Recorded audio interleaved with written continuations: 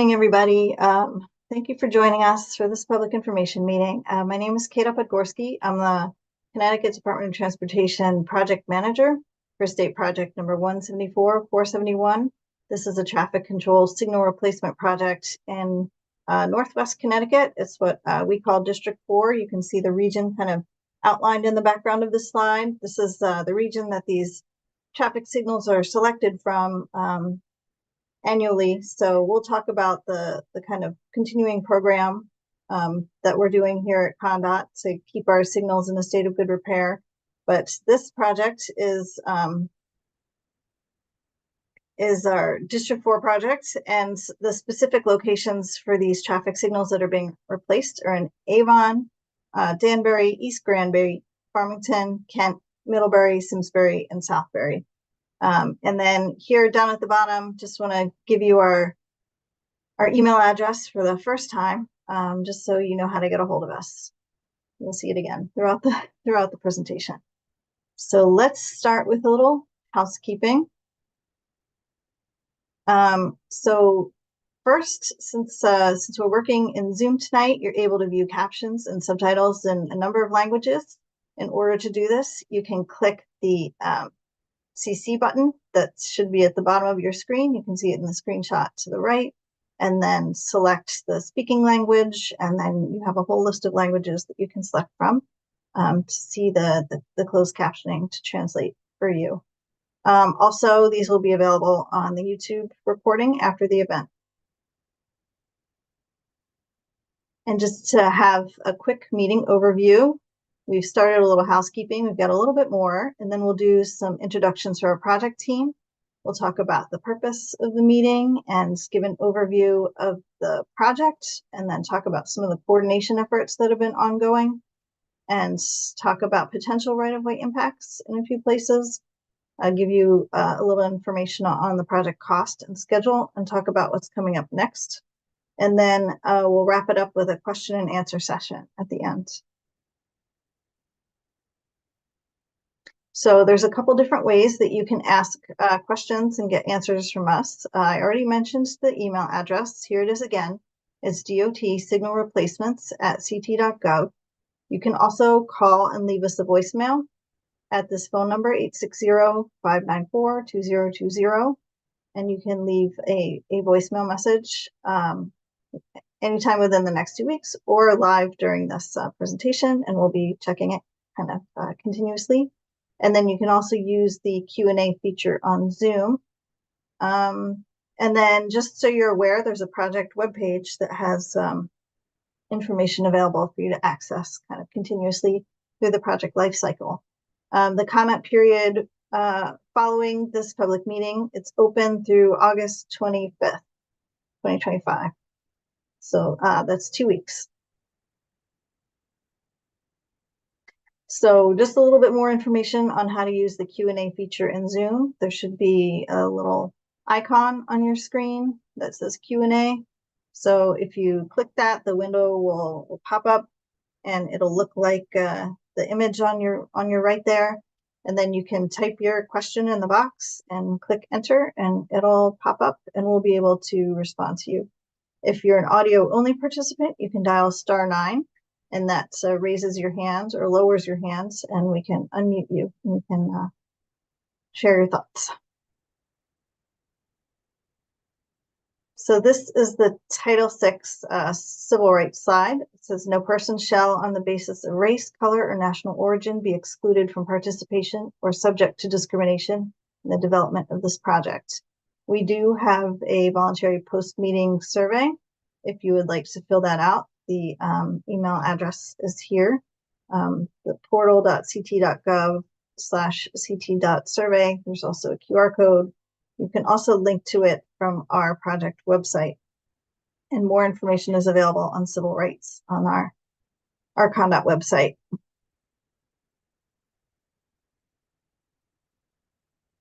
And this is the Title VI notice to the public. It says that any person who believes she or he has been aggrieved by any unlawful discriminatory practice under Title VI may file a complaint with the Connecticut Department of Transportation. And for more information on CONDOT's civil rights program and the procedure to file a complaint, you can contact the CONDOT Title VI coordinator at 860-594-2169 or at deborah.goss, Goss, at ct.gov.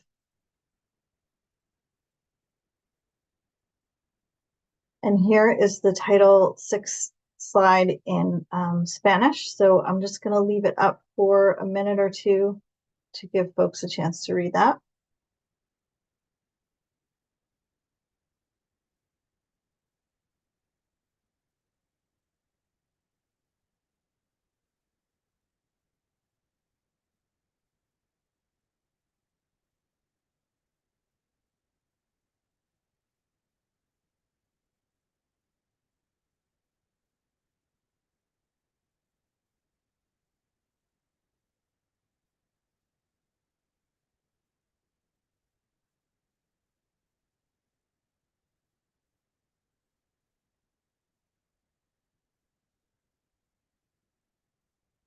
Okay, so have the next slide, please. Thank you. Okay, so with that, let me give a quick introduction to our project team. So Matthew Bloom is the Division Chief of Traffic Engineering here at the Connecticut Department of Transportation, and Lisa Conroy is the Principal Engineer for the Traffic Signals Unit within the Traffic Division. My name again is Kata Podgorski. I'm the Project Manager in the Traffic Signals Unit, and then we have some project engineers here with us tonight, Daniel Veronese and Vincent Wang and Leonardo Gomez. And also we have some assistants from our consultant liaison engineer to help us run the meeting, Gina Masinski. And we have Malcolm Thomas from CONDOT's Division of Rights of Way to talk to us about rights of way issues. So the purpose of this meeting, first, I'm going to provide a little bit of an introduction to the ongoing program that we have to help maintain traffic signals throughout the state. So our annual signal replacement projects. And then we'll provide a project overview that's specific for this year's project for District 4 we're going to talk about. And then we're going to look to obtain public input and respond to any comments or questions that folks have. So for a project overview, we've got 11 locations that are getting full signal replacements. We've got them in Avon, Danbury, Farmington, Kent, Middlebury, and Southbury.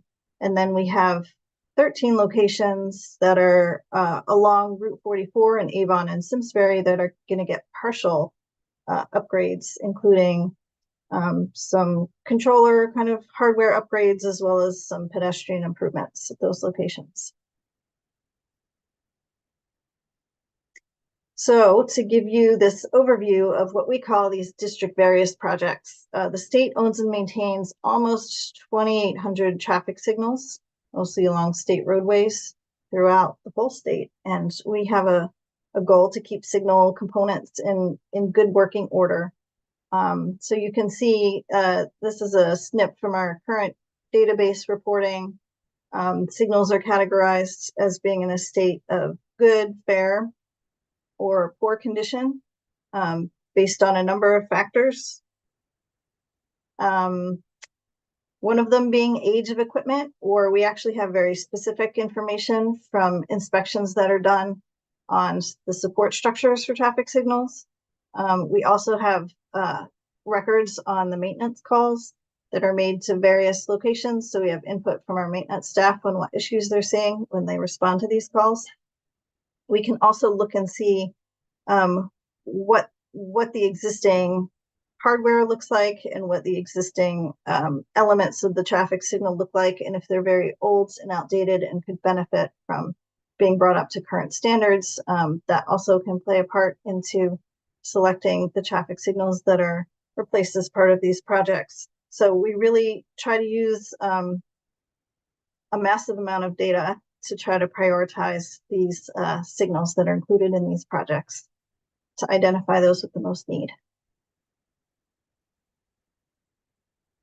So the purpose and need for the project is to replace aging signal infrastructure with new signal infrastructure in order to achieve a state of good repair.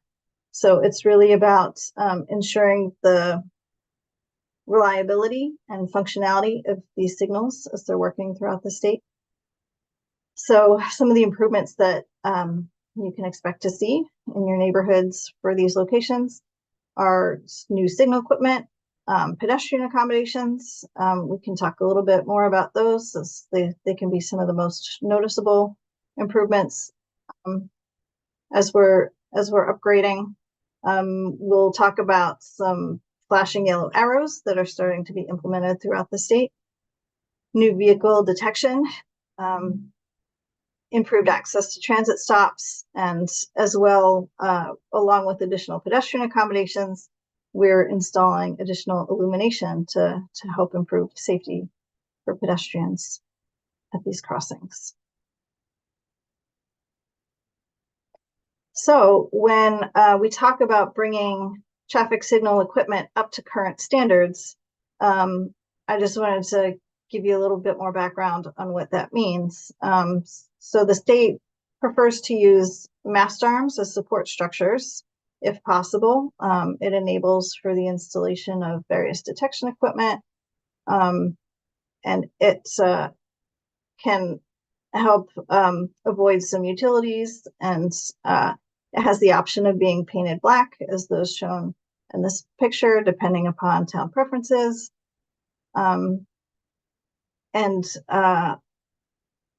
You can see the signal heads are attached to it. You can get far side heads a little bit more easily with mast arms. And then new signal heads. You can see also in the picture that all these signal heads have retroreflective backplates installed on them, so that helps improve the visibility of these signal heads at nighttime, because it reflects the lights when headlights hit them. So that's a safety improvement. Vehicle detection, we'll talk a little bit more about that, but that's typically done with a preference for using video cameras for stop bar detection and radar detectors for setback detection, depending upon some of the existing conditions at an intersection.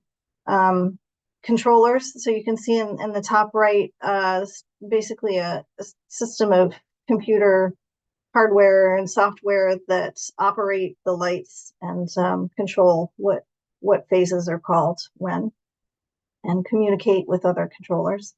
So that's what it looks like inside one of those cabinets. Emergency vehicle preemption. So you can see this little detector that's sitting on the mast arm, which is waiting for a call from a emergency vehicle, such as a fire truck. And if a fire truck emits a signal that's received by this detector, then it can hold the green light to allow the fire truck to pass through, and improving its response times to emergencies. So a lot of times we install that equipment at a town's request at various locations on our state signals. And then communication equipment, just so that controllers can kind of talk to each other, and when they're closely spaced, or if you have a long corridor, traffic can operate a little bit more smoothly. So to elaborate a little bit more on some of the pedestrian accommodation improvements that you might see with some of these projects, I think one of the big things is replacing or installing new ADA compliant curb ramps. So you can see an example of some existing, maybe non-compliant ramps at one of these top pictures. And then when they get replaced and upgraded, that's what they're going to look like. So if more crosswalks get installed, you might see more curb ramps. We try to be deliberate about where we're proposing to put crosswalks. We recognize that there's the potential for pedestrians to use public right-of-way, and we're looking for potential generators that could maybe be attractive to pedestrians, as well as where bus stops are located. So as we install those, push buttons get installed, as well as pedestrian signal heads, which you're probably familiar with seeing. And then another thing that's kind of new within the past year, and with this upcoming project, is the installation of blankout signs, which you can see in the video how those operate. They're seeking to draw attention to the potential conflict between right turning vehicles, pedestrians that are crossing concurrently with the green light for the vehicle movement. So those should help improve safety for that pedestrian crossing in that crosswalk. And then just a quick word about vehicle detection. So just wanted to show you a picture of the 360-degree camera that you've probably seen around the state. These are taking a little picture overhead, so you can see that image on the right is showing you what the intersection looks like, and then these detection zones are kind of drawn on that image. So when vehicles pull into those areas, then the traffic signal knows to call that phase. If it's a left turn phase, or if it's a side street phase, it can call the phase if the vehicle's there, or it can skip the phase to make the signal more efficient if there's no vehicle there that wants to make that movement. So that is what that camera is doing if you see it out and about. And then at the bottom, there's an image of a radar detector, and we use those a lot to try to identify whether vehicles on the artery or the more major road are approaching the intersection, and we want to try to avoid the dilemma that some vehicles have in deciding whether they want to go through the light or they want to stop as it's turning from yellow to red. So if vehicles are coming at a certain speed, it can kind of extend the green to try to avoid unintentional red light running, particularly on high speed corridors. So that's what those are, if you see those. And okay, so that's an overview of our projects. And now I'm going to turn it over to Dan to talk specifically about locations for this project. Thanks, Kata.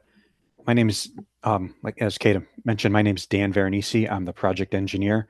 And right now we're going to talk about those locations which are going to experience a full equipment replacement. Next slide, please. So we'll be going alphabetically through this list. So we'll start off with Avon first. This is the intersection of Route 44 and Route 10 and Nod Road. So as you can, a little explanation of what we're looking at here. On the left would be an aerial view highlighting what the location is that we're looking at. And on the right is our proposed concept for this location. You can see we have a square with a circle inside of it with a straight line extending from that. That's meant to indicate the foundation location and the direction of the mast arm. And the triangle is meant to denote where the red, yellow, green light will be placed along that mast arm. We also have some pedestrian facilities shown on this plan, and that's meant to, with the line with the circle would be where our proposed crosswalks are going, which would have pedestrian facilities that Kata previously mentioned associated with that. So we'll start on the top right, which is right in front of the North House restaurant. We're looking at one 45-foot mast arm to be placed along the side of the road, which would be for the Route 10 northbound traffic. Also on that corner would be a second mast arm at at a 55-foot length that would be intended for the Route 44 westbound traffic. Moving across the street, we have a 65-foot mast arm in front of the, I believe it's the Old Farms Inn over there, and that would be intended for the Route 44 eastbound traffic. And finally, the last mast arm would be another 65-foot mast arm that's intended for Nod Road southbound traffic. As far as pedestrian facilities here, there's one existing marked crosswalk, and we would be proposing to add 3 more crosswalks to this intersection. That's again denoted by that line with the circles through it. This location would also involve some minor stop bar relocations just to accommodate the pedestrian facilities here. And another important aspect to note here is on these concept plans in blue, we have shown where we might be anticipating an easement, whether temporary or permanent, for our equipment. In this case, we need a temporary easement in order to facilitate the installation of these mast arms. And Malcolm Thomas later in the presentation will be explaining the right-of-way process that's going to occur. So that is the Avon location. We'll move on to the next slide. This is in Danbury, the intersection of Newtown Road and the Nutmeg Square and Berkshire Shopping Center. This is it's known in DOT parlance as SR 806, which is a state road, but it's an unsigned state road. We are looking at 4 mast arms at this location.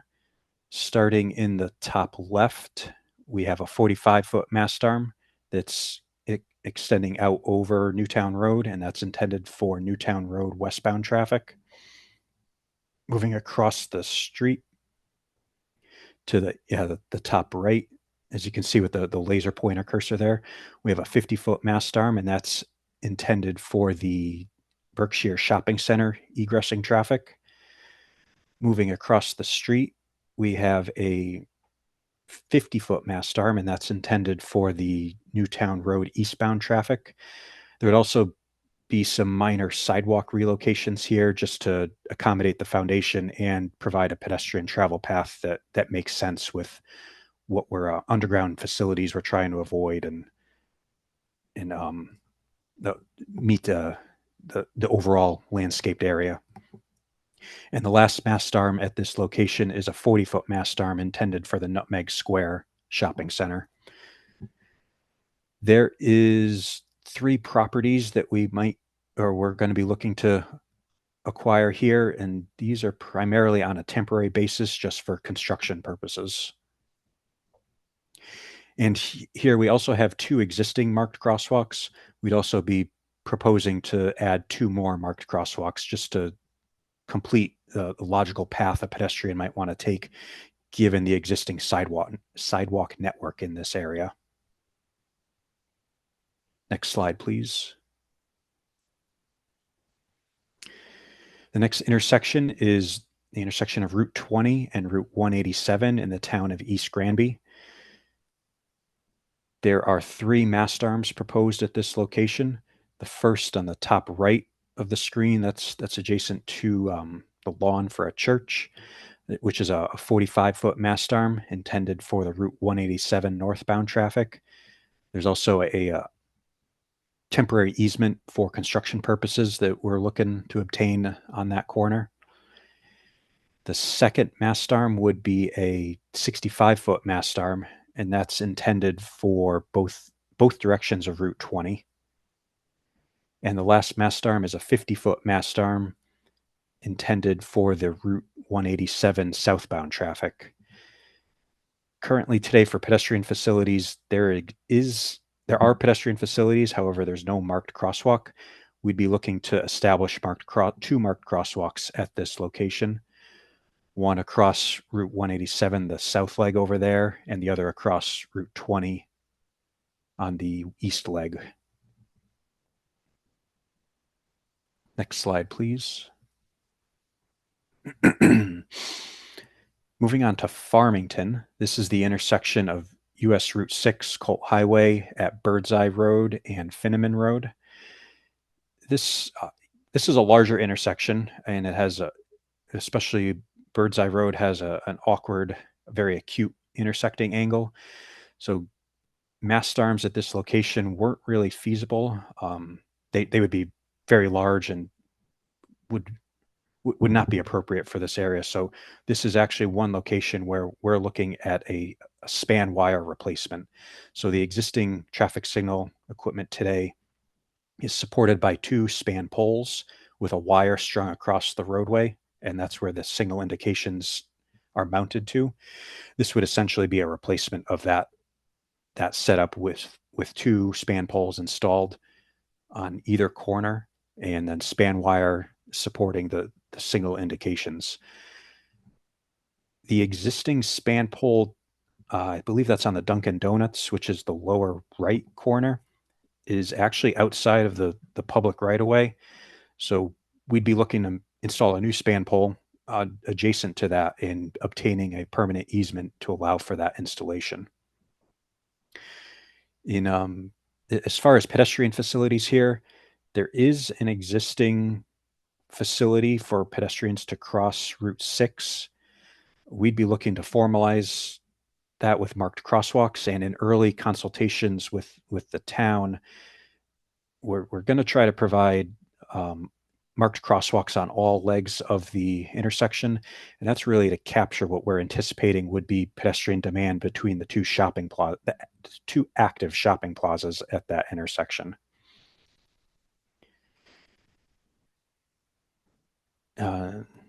Next slide, please. Thank you. This is the intersection of US Route 7 at Route 341 in Kent. This is adjacent to the existing monument that's in the middle of Route 7.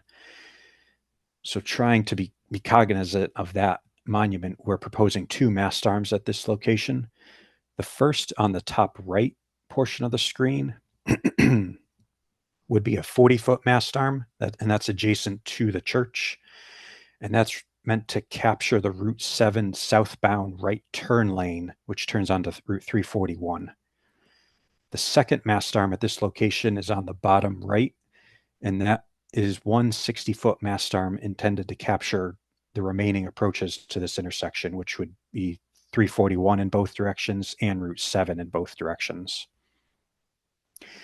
Pedestrian facilities at this location do exist on 3 of the 4 legs. We'd be looking to upgrade those facilities to make sure they meet our current design standards. And we are considering a 4th pedestrian crossing, which would be from the church to the east side of Route 7 over there. And as far as not pedestrian facilities, rights of way at this location, we do have two easements, the first being adjacent to that 40-foot mast arm, and the second adjacent to the 60-foot mast arm foundations. Those would be on a temporary basis in order to allow construction of the mast arm foundations. And the other two easements at this location would be on a permanent basis, and that's meant to allow for adequate pedestrian facilities to be placed and still allow a proper clear path to be provided. Next slide, please. This is the intersection of Route 63 and Country Club Road, east and west in Middlebury. We're looking at two mast arms at this location. The first on the top left side of the screen, let's call that, is a 65-foot mast arm, and that's intended to capture Route 63 northbound traffic and Country Club Road west traffic. The second mast arm is a 45-foot mast arm, and that's intended to capture Route 63 southbound traffic and Country Club Road east traffic. Given speaking to pedestrian facilities now, given the steep drop-off on the east side of Route 63, it's not a very conducive place for pedestrians to be. There's very little shoulder and a steep drop-off there. So we're really only looking to formalize pedestrian facilities across Country Club Road West, assuming that that's where somebody walking along 63 might be traveling, and to provide a crossing from the two commercial developments that are there on the north leg of the intersection. And given how steep the roadside grade is on 63, we are looking at a pedestrian or a permanent easement to accommodate for grading for our pedestrian facilities that we'll need to provide. And that's highlighted there in the blue box again. Next slide, please. Now we're moving on to Southbury. This is Route 6 and 67. We're replacing completely replacing the traffic signal equipment at 5 locations in this corridor. The first being Route 6 and 67 at Heritage Road and Old Waterbury Road. Starting in the top left, we have one 45-foot mast arm, which would be intended to capture the traffic for Route 6 southbound. The second mast arm is a 45-foot mast arm intended to capture Old Waterbury Road. Moving across the street, we'd have a 45-foot mast arm, and that's intended to capture the Route 6 northbound traffic here. And the last mast arm is the 50-foot mast arm, and that's intended to capture the Heritage Road approach to this intersection. Pedestrian facilities, we're proposing 2 crossings. One would be the south leg of Route 6, and that's intended to allow somebody to cross Route 67 or Route 6 and 67, and then another crossing across Heritage Road, which would be intended to allow pedestrians who might be traveling along Route 6 and 67 and utilizing the existing sidewalk network that does exist. There would also be one easement on a temporary basis, and that's on the Heritage Road corner over there, as highlighted in blue. Next slide, please. Moving south from that intersection, now we're at the intersection of Route 6 again and Main Street South and the drive to the Southbury Shopping Center. This will start on the top left. This is a 55-foot mast arm for the Route 667 traffic southbound. There would be a second mast arm, and that's the 55-foot mast arm, and that's intended to capture the Southbury Shopping Center egressing traffic. Moving across the street is a 45-foot mast arm, and that's intended for the Route 6 and 67 northbound traffic. And the last mast arm at this location is a 65-foot mast arm, and that's intended to capture the Main Street South traffic. What you see highlighted here in orange is intended to be roadway realignment, just to fit in our mast arm and to try to improve the turning operation at this intersection. We're looking at some modifications to the existing island that are there, and a revision to the curb line along the Southbury Shopping Center Plaza driveway. And with that would be an easement from the Southbury Shopping Center property owner in order to make that change. Pedestrian facilities here would be essentially remaining in the same locations that they are. There's 2 marked crosswalks with an existing sidewalk network. We'd be looking to modernize those facilities to current standards and essentially maintain them, just given the steep grades, especially on the Southbury Shopping Center frontage to Route 6. Next slide, please. Again, moving south, we're now still on Route 6 and 67, and this is the 84 westbound ramps. We're proposing first a 65-foot mast arm on the Park and Ride corner that would be extending out over the roadway, intended to capture the Route 667 southbound traffic and the I-84 left through, but primarily it's a left movement, the I-84 westbound ramp traffic. Moving across the street, we have the 70-foot mast arm, and that's intended to capture the Route 6 and 67 northbound traffic.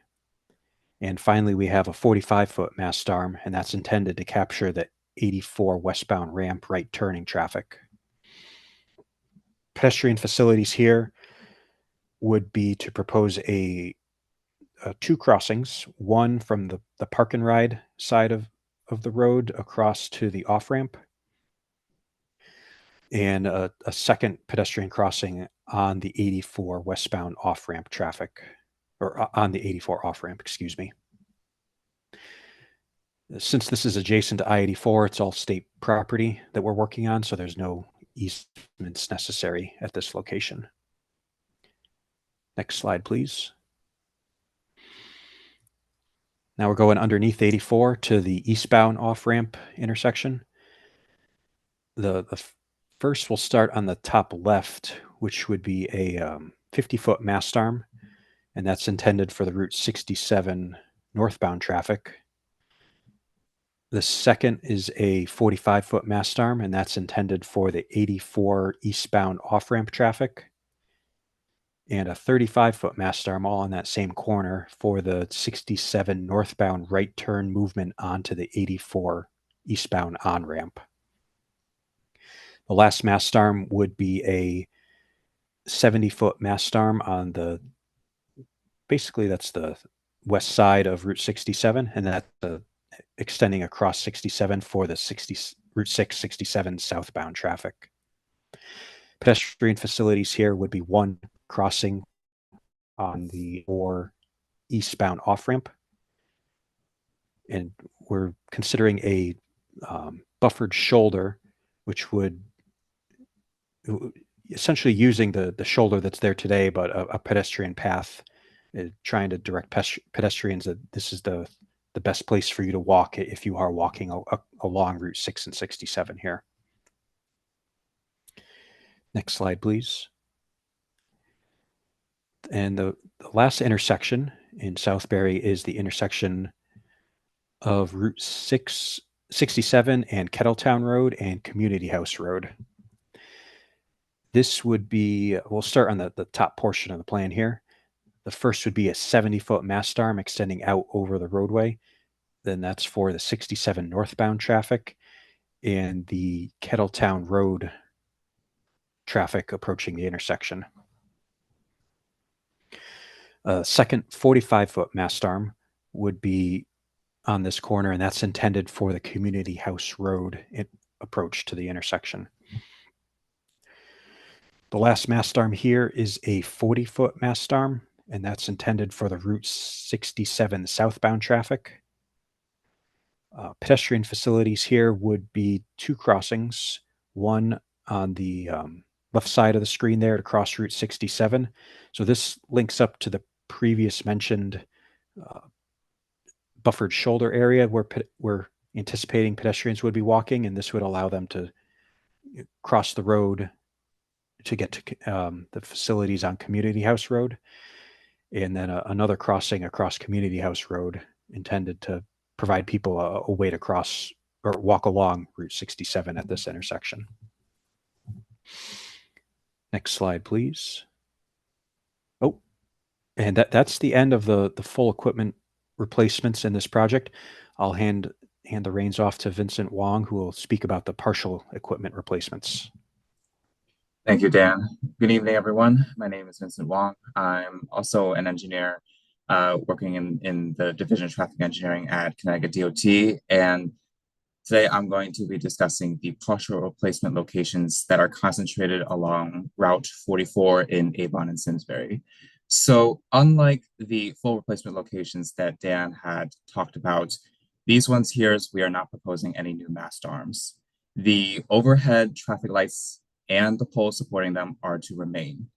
What will be replaced are the pedestrian facilities, vehicular detection, and any equipment within the cabinet that needs to be replaced to power the new equipment, and also maintain compatibility between the adjacent intersections.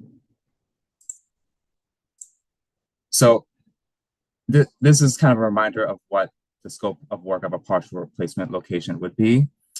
Many of these intersections in Avon and Simsbury have this style of push button and this indication that I will call push button for green lights. This is outdated. It's not really Connecticut DOT standards anymore. We are looking to upgrade to this style of push button and this pedestrian indication. These indications are more accessible for people with disabilities, and also they make it clearer for a pedestrian as to when they are allowed to cross the road. Moving over here, many of these locations don't have any curb ramps nor marked crosswalks. We are proposing to install curb ramps so that a pedestrian can safely wait off the road, and then marked crosswalks to improve visibility of that crossing to the motorist. As Kata mentioned earlier, blank out signs is a relatively new thing that Connecticut DOT is trying out.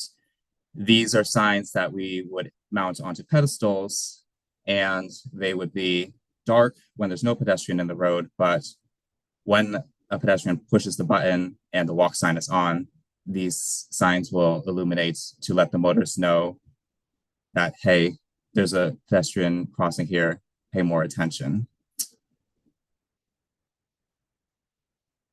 These locations, we would also be installing new vehicular detection, such as the 360 cameras and the radar detectors.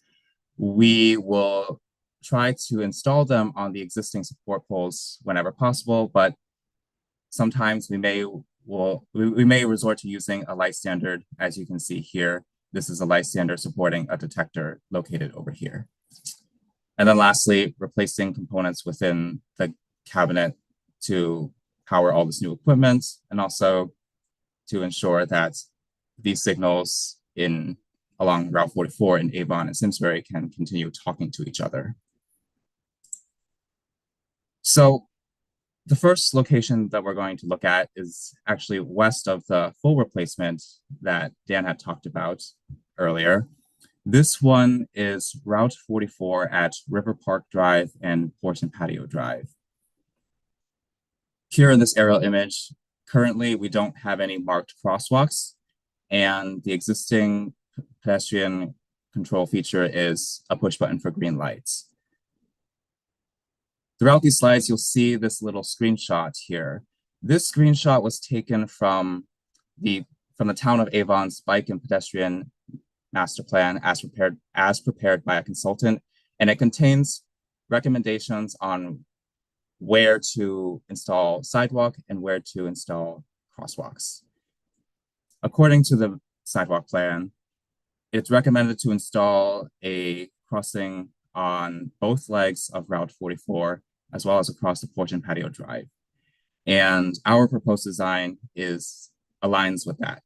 We are proposing 2 marked crosswalks over Route 44, one across the Porch and Patio Drive, and also another one across the River Park Drive. Over here on the northeast corner and on the southwest corner, we recognize that there are bus stops, and we are proposing a concrete pad at both of them so that a pedestrian can wait somewhere that's not on the grass, as well as sidewalks to connect back to the intersection so that a pedestrian has a safe way to cross the road.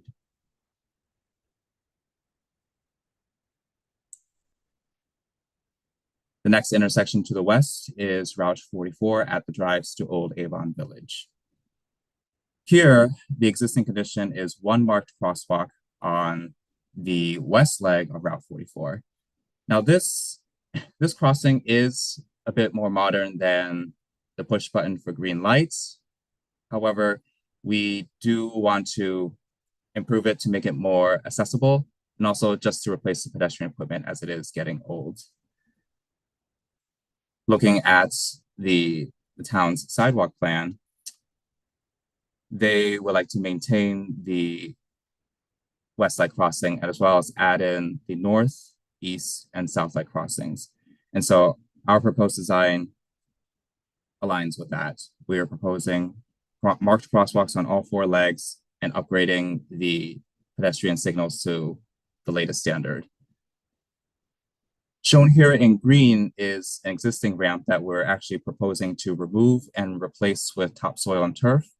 And this is because we would much rather have two separate ramps so that it's one ramp for one crossing that is much more accessible to someone with disabilities.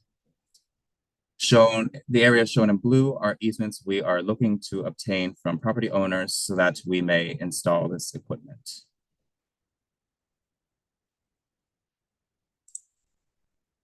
The next location to the west is West Main Street and East Main Street at Simsbury Road and Old Farms Road. The existing condition today is marked crosswalks on all four legs, and it does have a newer pedestrian signals that are better than push button for green lights. But again, we want to replace the pedestrian equipment as it's getting old and also make it more accessible. We are looking to maintain the crossings on all four legs, as well as split up the ramps on the northwest and the southwest corners so that, again, it's one ramp for one crossing. Areas shown in green are where we're going to remove ramp to replace it with topsoil and turf to, again, separate the ramps. Areas shown in blue is where we're looking to get easements to be able to install our new equipment.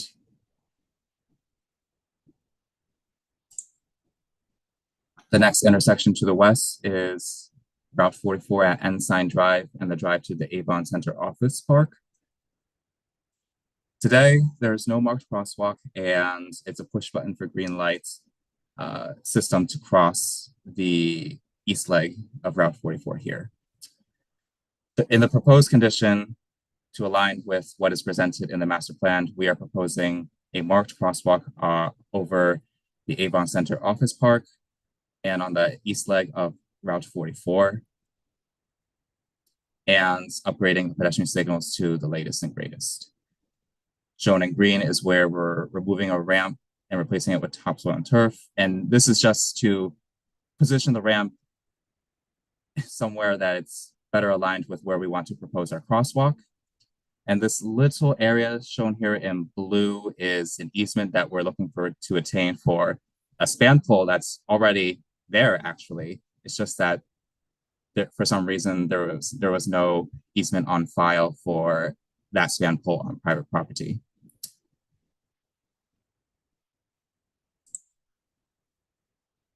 The next intersection to the west is US Route 44 at Darling Drive.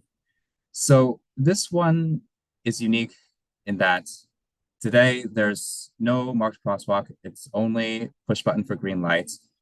But this one, we are proposing to post the intersection for no pedestrian crossing instead. Basically making it technically illegal for a pedestrian to cross Route 44 here. While removing pedestrian facilities generally is not desired by ConnDOT, we recognize that the north side of the road here, there really is no safe space for a pedestrian to wait, and building a sidewalk ramp on the north side of the road here would require work that's beyond the scope of this project. We also recognize that there is a safer alternative to cross Route 44, namely the Farmington Canal Heritage Trail that you can see here running underneath the road.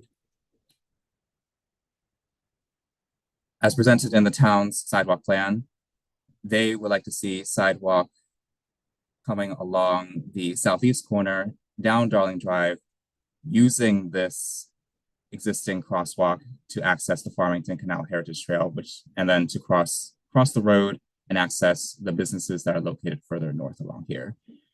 Here's a picture of that existing crosswalk.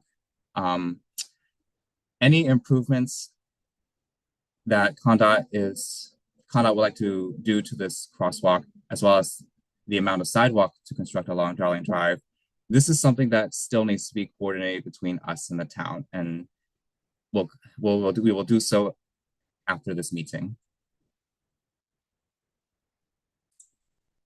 The next intersection for discussion is Route 44 at Climax Road, basically where the Whole Foods is. So this signal is pretty new. much of the equipment is already up to standard, as it was built after all when this Whole Foods came in.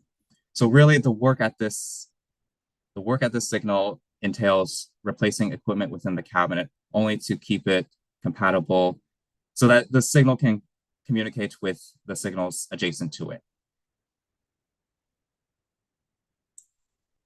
The next intersection for discussion is Route 44 at Lawrence Ave and the Plaza 44 Shopping Center.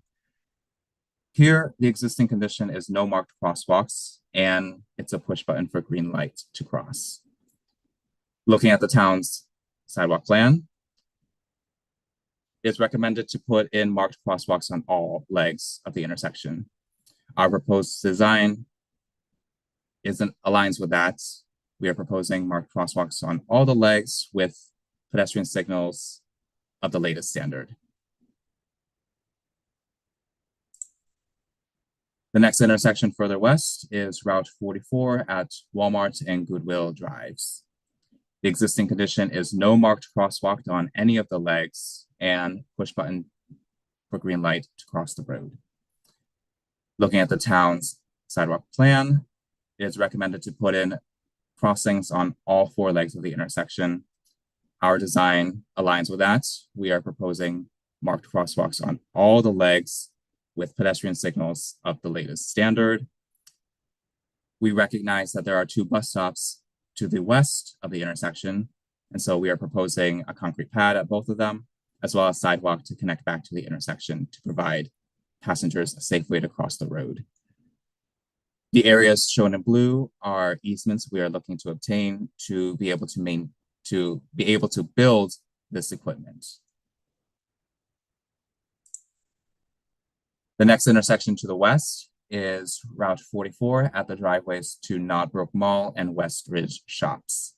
The existing condition is no marked crosswalk and push button for green light to cross the road. The town's sidewalk plan shows it is recommended to put in marked crosswalks on all legs of the intersection. Our proposed design will put in marked crosswalks on all the legs and upgrade the pedestrian signals to the latest standard. We also recognize that there are 2 bus stops west of the intersection. We are proposing concrete pad as well as sidewalk on the north side of the road to connect back to the intersection. For the south side of the road, there is already existing sidewalk, so we're just proposing the concrete pad only at the bus stop. The areas shown in blue are easements that we are looking to obtain from property owners to be able to build our equipment.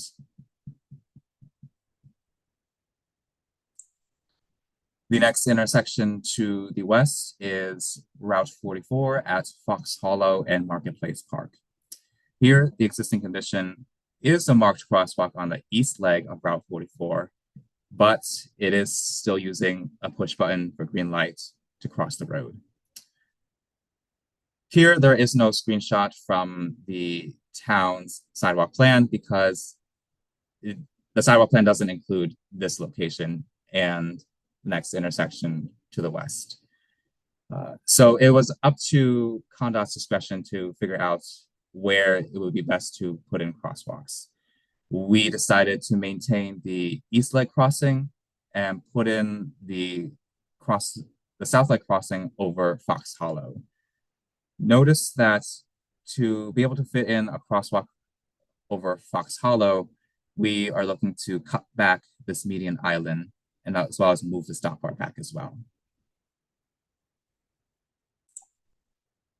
The next intersection to the west is Route 44 at the drive to Simsbury Commons and Avon Marketplace and Dale Road. The existing condition is a marked crosswalk over the east leg of Route 44, but it is using a push button for green light to cross the road. Again, this location is not included in the town's sidewalk plan, so it was up to ConnDOT's discretion to decide where to put in the crosswalks. We decided to put in one crossing over Simsbury Commons driveway, one over the Route 44 east leg, and one over Dale Road. You'll notice for the east leg, We aren't proposing to reuse this crosswalk. We would like to shift it further to the east. This is just to shorten the crossing distance so that a pedestrian isn't in the roadway as long, and also to separate out the ramps so that instead of one ramp serving two crosswalks, it's only one ramp for one crosswalk. Again, this is more accessible for people with disabilities. Areas you see in green are spots of sidewalk that we're looking to remove and replace with topsoil and turf, again, just to help us separate the curb ramps into two distinct ramps. To the west are two bus stops that we're looking to propose a concrete pad as well as sidewalk to connect back to the intersection, again, to provide passengers with a safe way to cross the road. Moving further west, we're now in the town of Simsbury. This is the intersection of Route 44 at Route 167. The existing condition is no marked crosswalks on any of the legs, and it's a push button for green light to cross the road. Our proposed condition is to put in a marked crosswalk on all the legs of the intersection and improve the pedestrian signals to the latest standard. There are two bus stops to the west of the intersection that we are looking to put in concrete pad and sidewalk to connect back to the intersection to provide a safe way to cross the road. This area you see here in blue is where we're looking to obtain an easement to build our sidewalk. And then the last partial replacement location for discussion is Route 44 at the Hoffman Plaza's west driveway and the Connecticut Auto Spa's driveway. Here, the existing condition is no marked crosswalk on any of the legs and a push button for green light to cross the road. The proposed condition is a marked crosswalk on all the legs of the intersection and upgrading the pedestrian signals to the latest standard. The areas shown in blue on the Hoffman Plaza driveway is where we're looking to obtain easements to be able to build our equipment. So that's all I have for the partial replacement locations. Now I'm going to turn it over to Project Manager Kata Pogorski to talk about project coordination. Hi again. Just to highlight some of the coordination efforts that have been ongoing with this project, we had sent project notification letters to all of our town contacts back in January of 2024, and we have been coordinating design considerations since March, and we'll continue to do so as we are kind of coming into semi-final design and final design. We definitely want to maintain contacts with the towns and incorporate feedback as we go. And I also wanted to note, Vincent mentioned that we are looking to obtain an easement from the town of Avon at Town Green Park. That is just for an existing span pole that we are not proposing to do anything with. It has just been outside of our right of way since it was constructed. So we're looking to kind of clean up that that housekeeping item. So that was the town has been notified of that. It should have been, or it was posted on the town website, and so folks had an opportunity to look at that, and you could see it again tonight.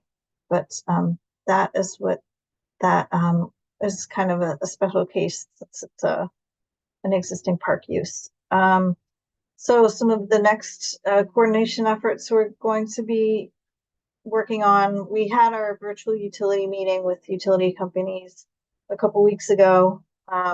So our next step for utility coordination is to have field meetings at all of these locations to kind of look at some of the overhead conflicts with mast arms and communication or electrical wires and utility poles, as well as potential conflicts with underground utilities. So looking at all that in the field is really important to kind of tweak our designs to make sure that when they get to construction, there won't be any major conflicts or surprises. And today's the virtual public information meeting, so that's a coordination effort. And the next 2 weeks, we'll be getting public feedback, but we'll maintain contact with town officials throughout the life cycle of the project.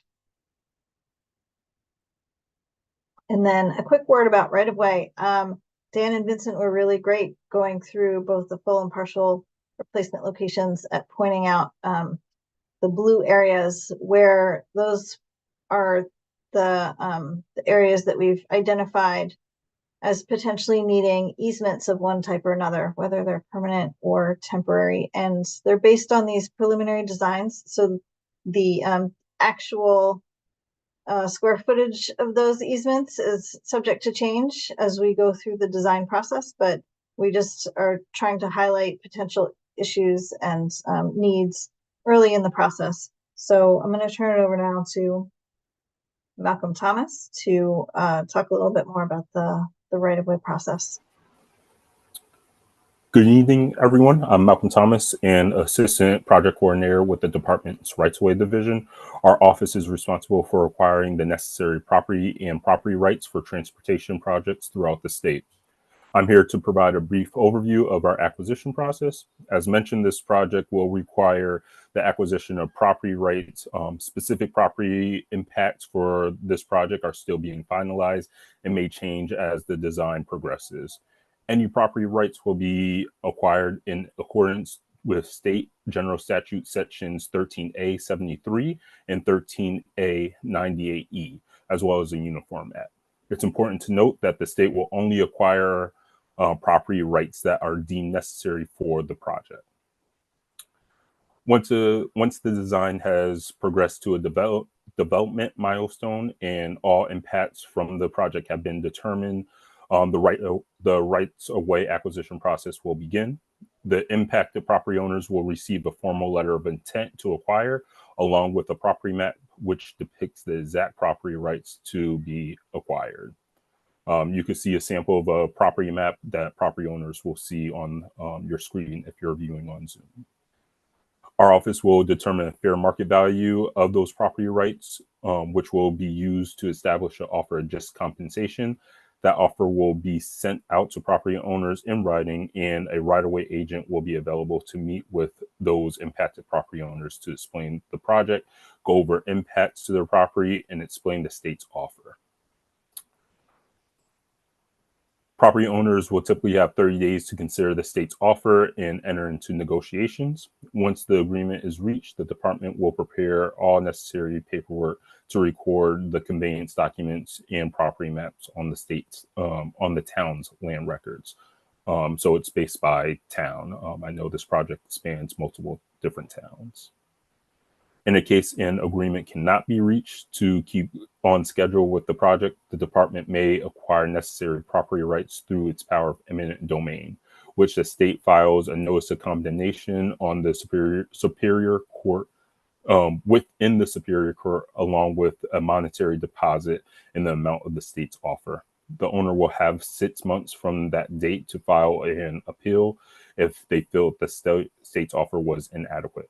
Whether or not the owner chooses to appeal, the money will be deposited in the courts and will be available to be withdrawn by the property owner at any time. I can answer any questions regarding rights of way during our Q&A portion of tonight's meeting, or you could leave the comment in the Q&A box in Zoom. And I will bring it back to Kata to complete our presentation. Thank you. Great. Okay, just a quick note about the project costs. The cost estimate for this project is $14 million. It's kind of a mix of state and federal funds. It's 100% federal for the design phase of the project, 100% state for the construction phase of the project. Where we're at in our design schedule, we have completed preliminary engineering and preliminary design, and we are coming into the final design plan stage, which includes semi-final and final. And we expect our plans to be completed in the end of January 2026, and the project to be advertised to contractors in April 2026, and then the actual physical construction would be expected to start in the spring of 2027. So the next steps are to just advance these conceptual designs to the final design plans and incorporate any public feedback we get from this meeting or through our exchanges with town officials. And continue working through our right-of-way process, identifying needs and refining our property maps, coordinating with property owners, and also working with the utility companies to identify conflicts and any needed relocations or replacements of utilities that are needed, and working through that process. So that's all coming up. And then I'll turn it over to Gina to handle the Q&A portion of this presentation. So thank you, everybody. Thanks, Kata. So as mentioned, there are a few ways to get in contact with us tonight and throughout the review period. One is via email. The email address is dotsignalreplacements@ct.gov. That email address you can send in there, well, someone from the team will respond in that fashion. We can be reached by phone at 860-594-2020. It is very important for requests via email or by phone that you mention the project number for this, which is 01740471. That helps us direct the request to the correct person and the right team. Additionally, tonight you can request comments and questions via Zoom on the Q&A portion that Kata reviewed at the beginning of the project. And we also have a project webpage that is currently up and running, and the slides from tonight's meeting, in addition to a report of meeting, will be available on that webpage within 3 weeks from today. And the webpage is portal.ct.gov/DOT Northwest CT 0174-0471. And as a reminder, the comment period is open through August 25th. So we will be checking that phone number and email address regularly until that point. There have been 3 questions that were submitted using the Q&A during the meeting that I'm going to provide a brief summary of and give everyone an opportunity to put in additional questions where needed. One question was regarding if the island at the intersection of US Route 6 and Route 67 in Southbury will be removed, and that is currently proposed to be removed as part of this project. There's an additional question regarding the retiming of signals in Southbury and specifically on Route 172. There are no proposed revisions to the signals on Route 72 through Project 174-471, but we will pass the feedback on to the traffic engineering unit to ensure that the traffic signal equipment is working properly. There was an additional question regarding if the existing extension lines for the westbound through movement at intersection 130-212 also in Southbury will be maintained or replaced, and the existing pavement markings will be maintained.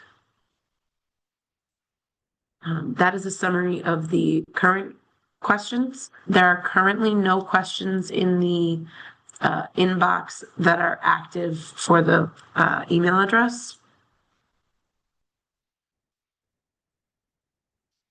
And I don't see any questions just yet on the Q&A feature on Zoom.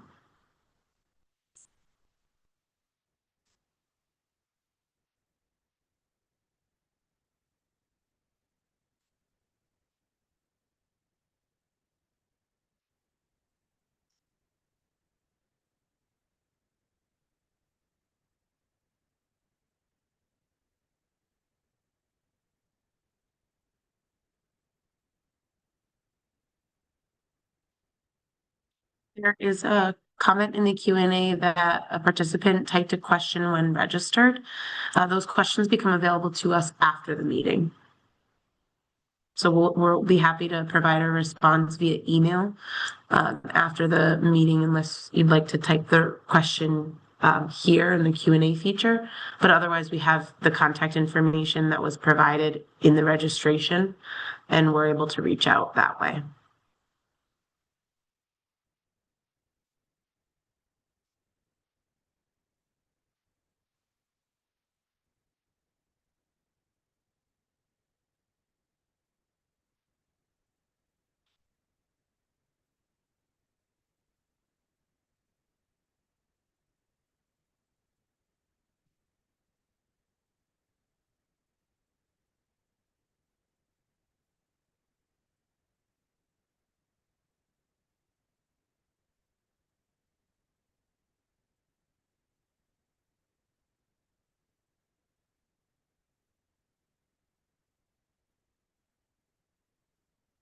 Just going to give a few minutes for any additional questions, and after which I'll check the voicemail as well.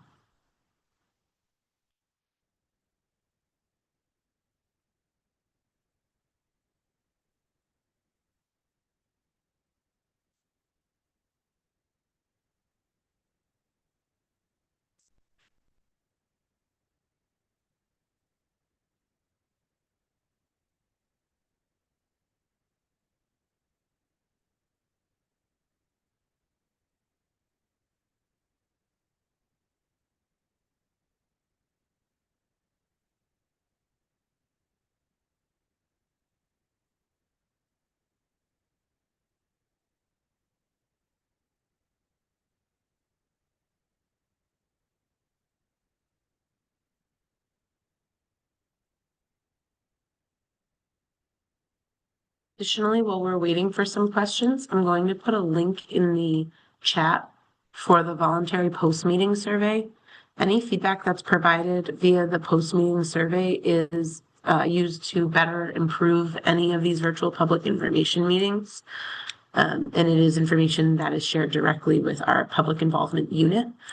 So it helps with the facilitation of the meetings.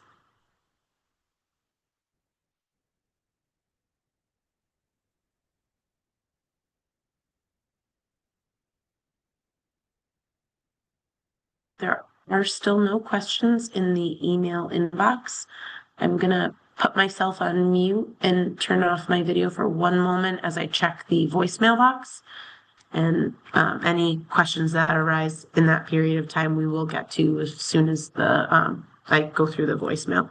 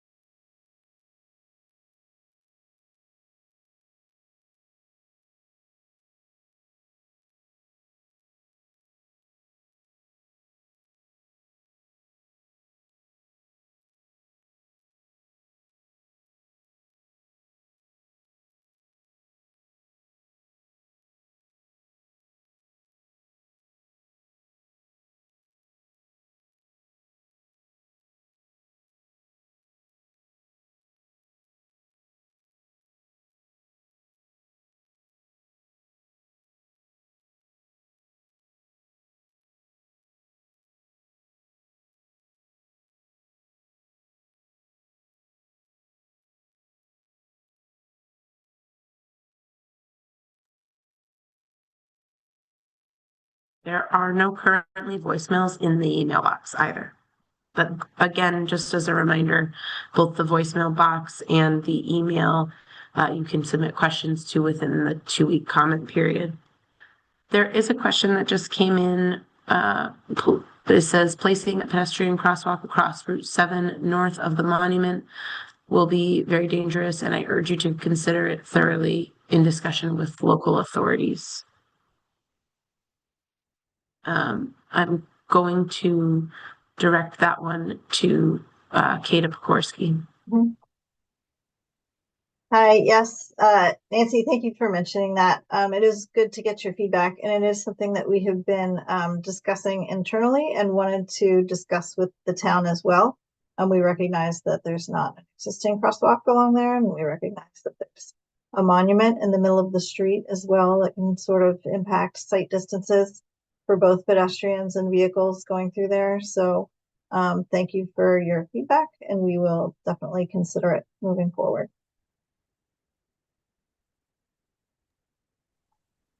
Another question is if this project will extend to all towns. And that one I will also send to Kata because you have your screen on. Yeah, I'm still here. So I was trying to explain kind of our ongoing program of traffic signal replacements that we do throughout the state and how those locations are identified. So yes, I mean, we do consider any town that has a state-owned signal is certainly eligible to have its signal screened into this project. If there are specific requests that come in from the town or issues that are identified, we like to have folks from the public coordinate through each town has a lead traffic authority. So we like to have folks coordinate with their lead traffic authority if they have questions or comments about traffic signals around their town that they could potentially want to be replaced as part of this program or a different project. So if you coordinate through them, then that information can get to us and be considered as part of our screening process. But yes, we are looking at all towns and all districts, and we do these projects continually. There's one per year per district. So yeah, keep your eye out for next year's too.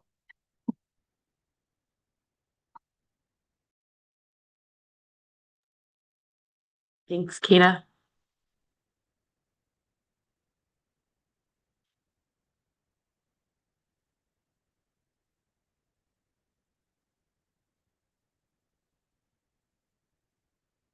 Right.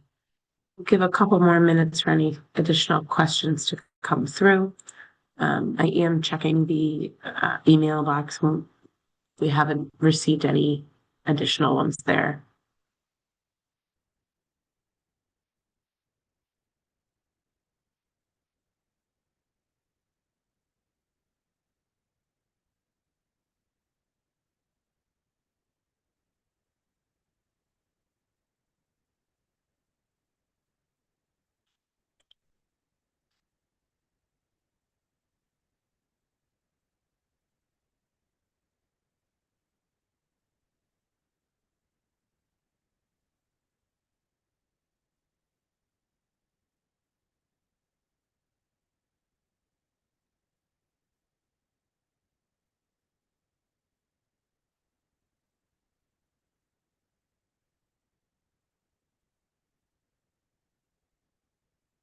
Going to give about 2 more minutes just to let anyone type out some questions or thoughts on either the email or the Q&A section.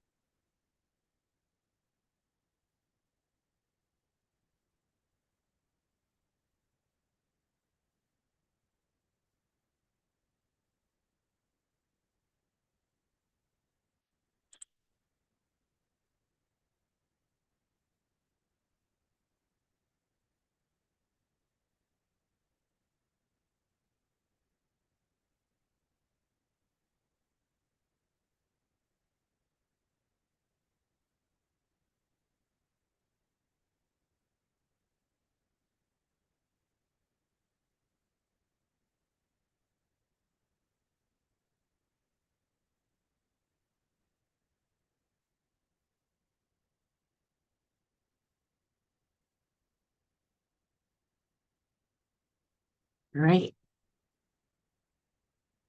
We do have another question that just came in. Are there any alternatives to the oversized and bulky masts which do not fit with the character of a small town like Southbury? And I'm going to direct that question over to Dan Veronese.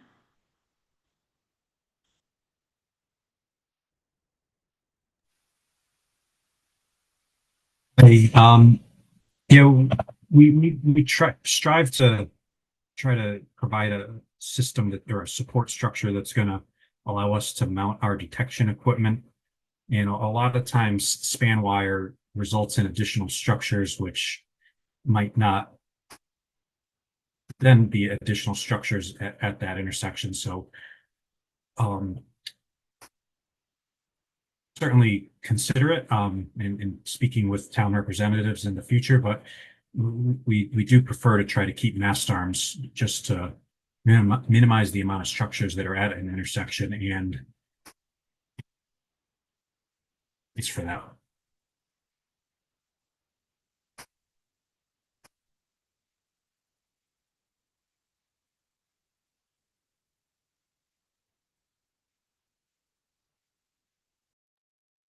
Thanks, Dan.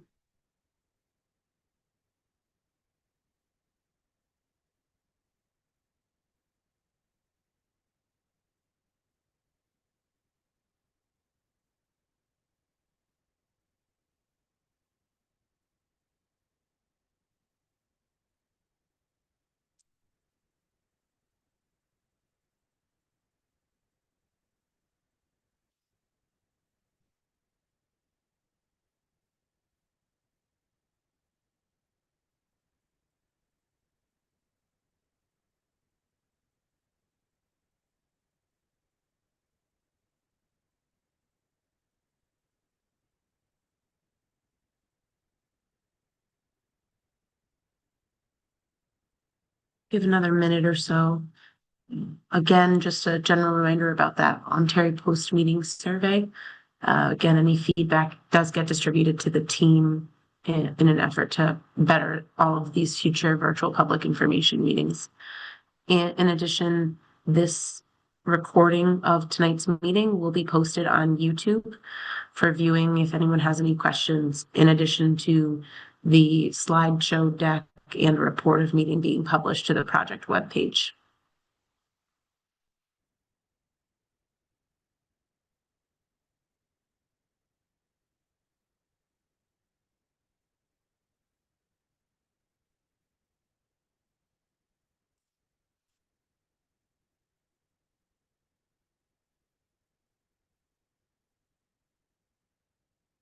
No additional questions have been submitted via the email nor on the Q&A portion. So we're going to close this webinar at this time.